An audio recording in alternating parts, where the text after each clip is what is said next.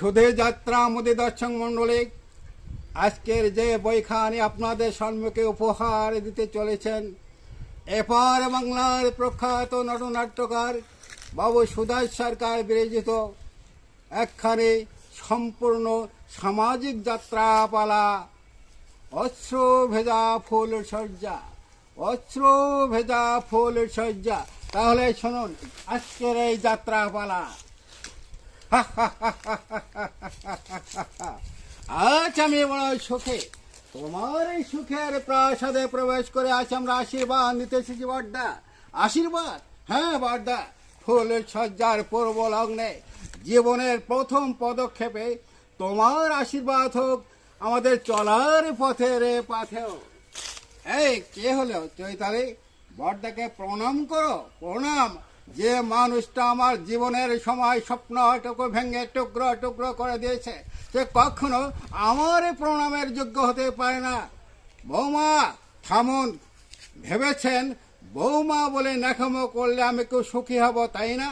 খুব তো সুখী হয়েছেন, তা একটা এক ফুলের মতো পবিত্র জীবন নষ্ট করে সুখে থাকতে আপনাকে লজ্জা করে না? চৈতালি, এই ছেলেটা আর কখনো উচ্চস্বরে আমার নাম ধরে ডাকবি না বলে দিচ্ছে। নিরুপায় পরিস্থিতিতে তোমার গলায় বরমাল্য তুলে দিয়েছে বলে ভেবো না যে দয়া করে তোমার ঔদত্ত আমি সহ্য করব। তুমি কি সেই চৈতালি?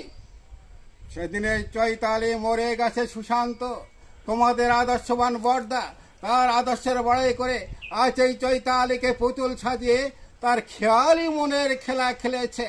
তাই বিলেত ফেরত ব্যারিস্টারের ভাবে স্ত্রী আজ এক বেকার বাউন্ডলের স্ত্রী। বৌদি দয়া করে তুমি শান্ত হও, বৌদি দয়া করে তুমি শান্ত হও।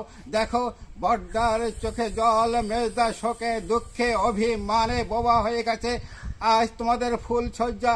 তাই আমার অনুরোধ, এই ফুল সজ্জার পূর্ণ তিথিকে এভাবে ভেঙে দিও না বৌদি, এভাবে ভেঙে দিও না। এই নাও তোমাদের ফুল সজ্জার ফুল, এই নাও তোমাদের ফুল সজ্জার ফুল।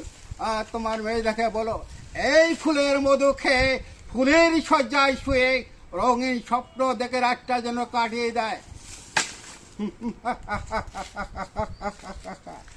মাত্র দেখেছি সুশান্ত, এই হলো আমার ফুল সজ্জার ফুল। কিছুক্ষণ আগে পর্যন্ত যে ফুলগুলো আমার জীবনের অসংখ্য ফুল হয়ে এই মাটিতে ঝরে পড়েছে। প্রশান্ত বড়দা,